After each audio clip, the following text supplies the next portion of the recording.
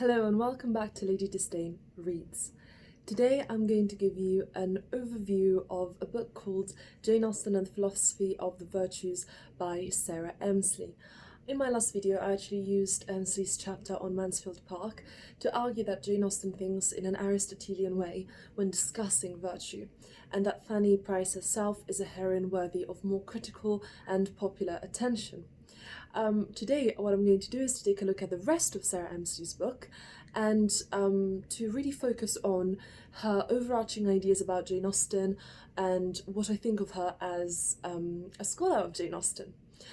So I will refrain from talking about Mansfield Park in this particular video just because I've already talked about it so much in my previous one, so do make sure to go ahead and look at my Mansfield Park video from a couple of weeks ago, as well as looking at the first video I ever published, which was on Jane Austen and the Virtues, as that is a topic that will again recur in today's video.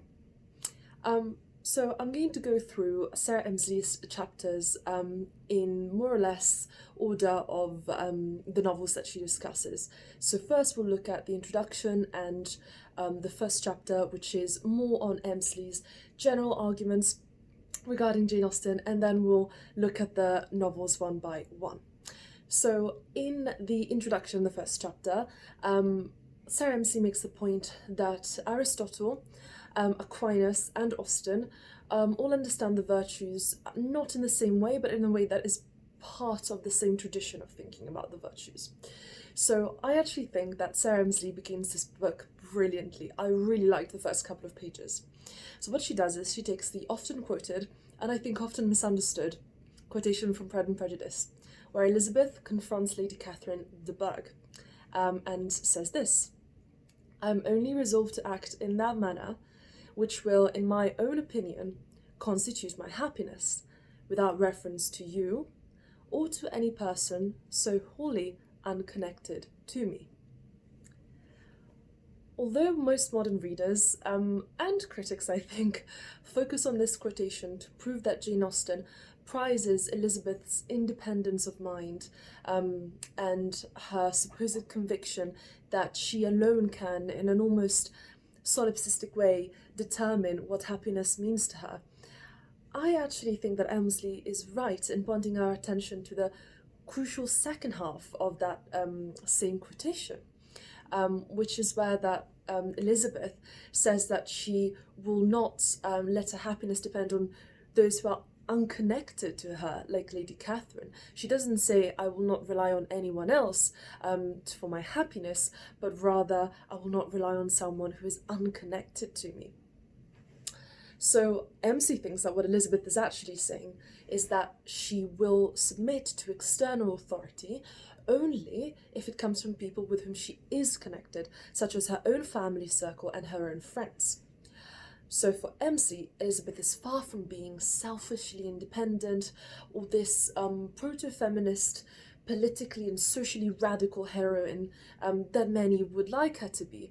In fact, for Emsley, she is a heroine more of the Aristotelean sort, which is a heroine who is concerned with the telos or purpose of her life, her happiness, but also concerned with the social virtues that require her to value her community. So it's not about suppressing the self and one's own wishes, but it's about considering the wishes and expectations of the community around us at the same time.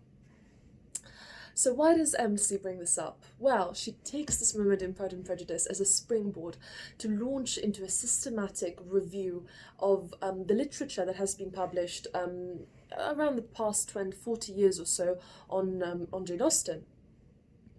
And this allows her to consider what? Well, she considers and actually dismisses as well eventually the claims that Jane Austen was radical, subversive, revolutionary, or some kind of precursor of secular humanism.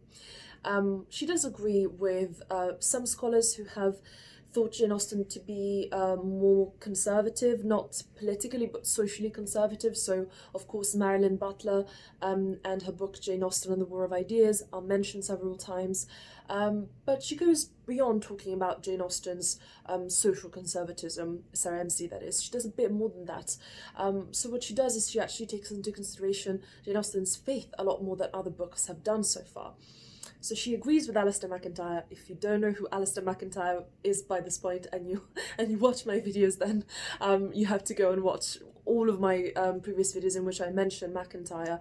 There is a playlist on Jane Austen and Ethics, I think I've called it, so just go and have a look at that if you don't know who MacIntyre is. But yeah, Emsley, like me, is a big fan of MacIntyre, and she mostly agrees with him that Jane Austen synthesizes two traditions of thinking about the virtues, the classical tradition and the Christian tradition. But in addition to the classical virtues of fortitude, prudence, temperance and justice, of course both MacIntyre and Emsley agree that Jane Austen adds theological virtues of charity, hope and faith. So far so good. However, at this point in her book, which is roughly the middle of her first chapter, Emsley's argument is essentially the same as MacIntyre. There isn't much that's original about it.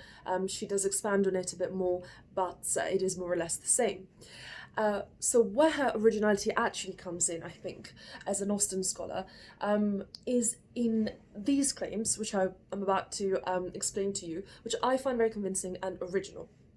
So firstly, although Austen values all of the above mentioned virtues, so the classical and the theological virtues, Sarah Emsley does recognise that Jane Austen also sees that the virtues can be in tension with one another, they can compete with one another, leaving Austen's characters with a task of basically balancing these competing virtues.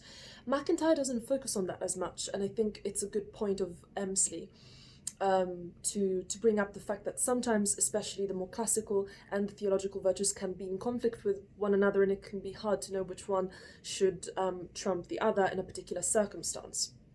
But secondly, and most importantly, Emsley diverges from MacIntyre's claim that the central virtue in Jane Austen is constancy. That's what MacIntyre thinks, that the one virtue without which all of the other virtues cannot exist is constancy. Emsley doesn't think so. Emsley thinks that not even constancy would be possible in Jane Austen without the virtue of faith. That's the virtue that she chooses as the core virtue in Austen's novels. So she thinks that for Austen and for Aristotle, virtue is what she calls disposition practiced through habit. But she also thinks that the disposition to be virtuous, which one must practice through habit, and which creates the virtue of constancy, cannot exist and is only enacted thanks to faith. So let's keep going and let's see what else Emsley says. For Emsley, Aristotle's conception of the virtue, or virtues in general, as being the mean between two vices. So you have the virtue in the middle, and then you have one extreme on one hand and one extreme on the other end of that same quality, and those are the two vices. And if that's still confusing, I have explained this in previous videos in more detail, so again, check my playlist on Jane Austen and Ethics. So this is important to Austen as it is to Aristotle. She does think that Austen is similar to Aristotle in this way. However, this is not as important as the Christian tradition, with Thomas Aquinas at its head, that love and faith are the very core and prerequisite for virtuous behaviour. So Aristotle is important for Austen, according to Emsley, but the Christian medieval tradition of thinking about the virtues is equally as important. She really stresses that.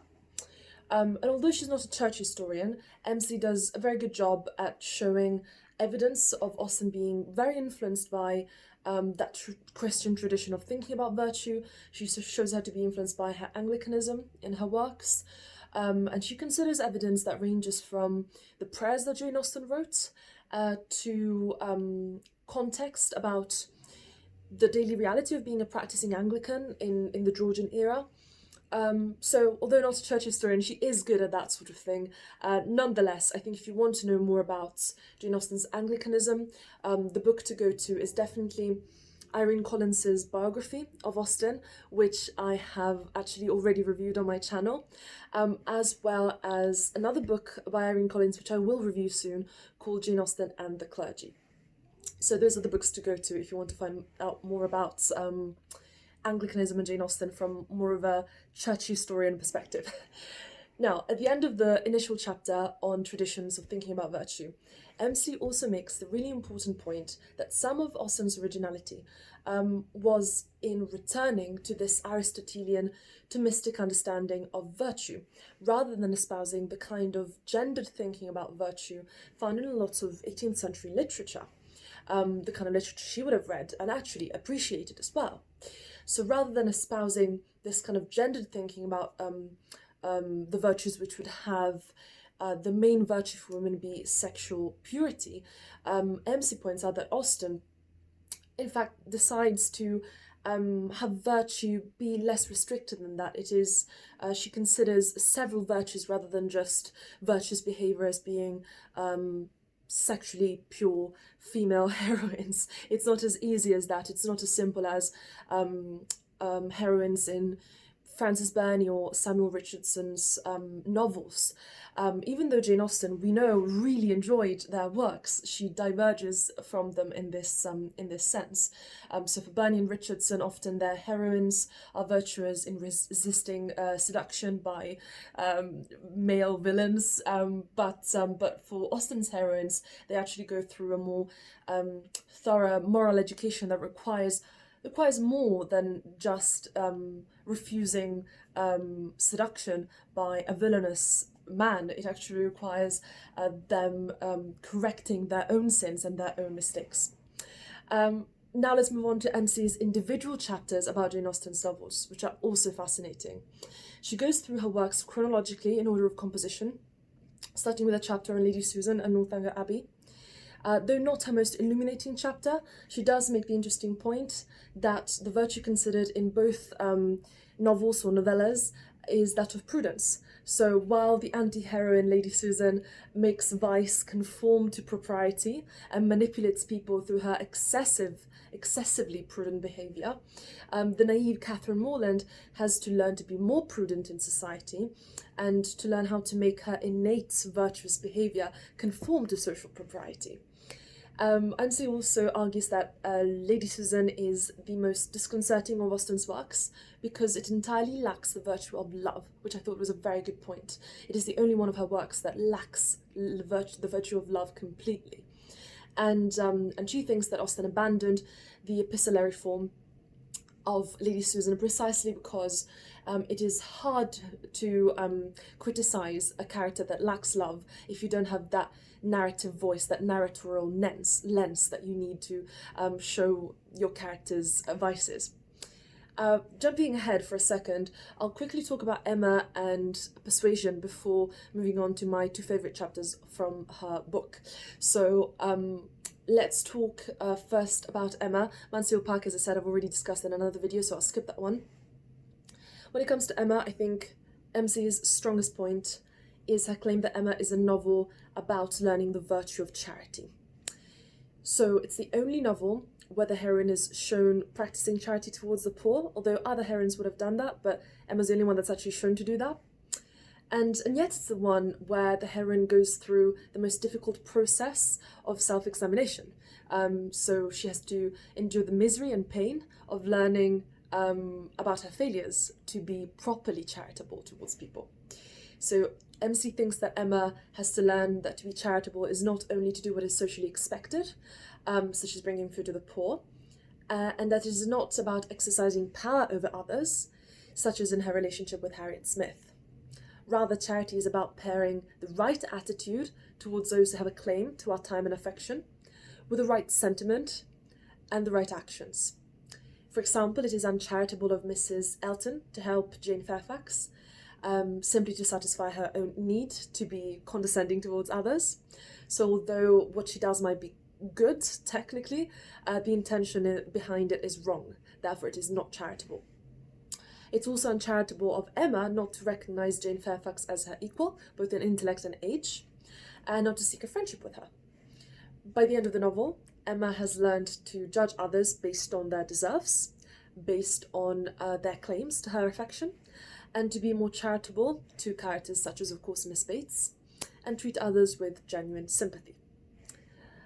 Now, moving on to the chapter on Persuasion, I'll only mention this briefly, but Emsley does make a couple of interesting points here, chiefly that the novel is about balancing competing virtues. So the virtue of firmness or fortitude, which is prized by Captain Wentworth, is balanced by the virtue of hope and flexibility, and contrasted with the vice of obstinacy. Emsley also argues that the virtue of constancy, which is so important in Persuasion, is not exactly as new as MacIntyre would have it be, which I think is the most interesting point, but is rather Austen's own synthesis of Aristotelean fortitude on the one hand and Christian hope on the other hand, of which Anne Elliot, in her stoical but hopeful suffering, is a very good example. Now finally we come to the two chapters that I thought were the strongest in Emsley's book, the ones on sense and sensibility and pride and prejudice. I find the chapter on sense and sensibility to be Emsley's very best and most original. She argues that the novel is essentially about the virtue of fortitude, not that of temperance, which many critics have suggested before. It's about finding a medium between rationality and feeling, yes, but it's actually more crucially about endurance. Emsley begins by showing to us how Eleanor has an excellent grasp of the social virtues, such as friendship, truthfulness, and tact. She knows how to act in society and how to give everyone what is due to them as her relatives or friends. She struggles to be both sincere and amiable towards people at times, so to be both truthful and also to have tact and know when not to say certain things to people, but overall she balances social propriety and sincerity with great skill. So far it seems that Emsley is arguing that Marianne, in her conviction that sincerity of feeling trumps social responsibility and duty, has all to learn from Eleanor, whereas Eleanor has nothing to learn from Marianne. But I don't think that's what Emsley is actually saying, and this is revealed to us towards the end of Emsley's chapter, because now she's no longer arguing that Marianne merely has to emulate Eleanor, but rather she makes the inspired claim that Marianne, in a crucial way, in fact has something to teach Eleanor herself, something that she alone in the novel really experiences, and that is repentance. While Eleanor exemplifies classical virtues such as fortitude, at the end of the novel, Marianne's moment of Christian repentance, she mentions, for example, that she wishes to achieve atonement to my God, shows that she is prepared to do something not even Eleanor ever does, which is to ask for divine grace in her path to virtue. She realizes that fortitude alone will not help her in learning to control her feelings and to act virtuously. So, where Eleanor arrives through self-control, Marianne is actually aiming to arrive to the same place in her life through faith. And how clever of Austen to have a novel about his sister teaching another sister, in which the roles at the end are reversed. And how clever of Emsley herself, and how insightful to notice this. So that's why it was my favourite chapter. Finally, the chapter on Pride and Prejudice was also very insightful, in arguing that radical readings of Austen, claiming that Elizabeth Bennet humiliates herself into a marriage where her wit and intelligence are subdued by the end of the novel, are just completely wrong readings of the novel.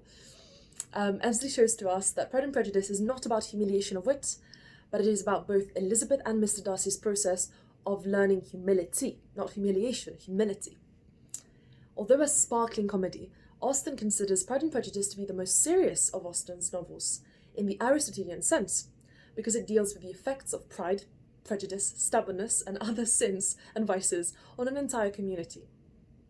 The whole novel is about clever but morally uneducated people, such as Elizabeth and Darcy, being trained to balance individual will with the desires and needs of their community. It is also a novel, as Emsley argues, about hatred. In the first proposal scene, both Darcy and Elizabeth express anger or hatred towards each other, reproaching their respective faults to one another. Far from being unhealthy, Emsley points out that this is their way of seeking justice, for the ways in which both of them, in their stubbornness and pride, have hurt their community. It's a kind of righteous anger that must find an outlet. Mr. Darcy, by his arrogance in separating Bingley and Jane, has caused trouble, has caused harm, just as Elizabeth, in her lack of prudence, in trusting someone like Mr. Wickham, whom she knew very little, and believing blindly in his slander of Mr. Darcy, she's also caused harm to their community by doing so. After expressing their righteous anger, both characters go from uncivil arrogance to civility. The very last word of the novel, as Emsley cleverly notices, is actually the word justice.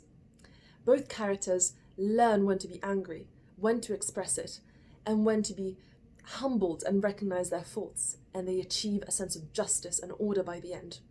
Through their marriage, they restore this order in their community, and they restore virtue. As you can see, I think this book, although at times repetitive in its espousal of MacIntyre's interpretation of Austen, still manages to be original in many significant ways, and I would highly recommend it. I hope you enjoyed today's video, and I hope you will check out some of my other videos, especially on ethics and Jane Austen, and be ready for another video soon, and this one is going to be a video on Emma, which I hope you will enjoy. So stay tuned, and I will see you very soon, and thank you for watching. Bye!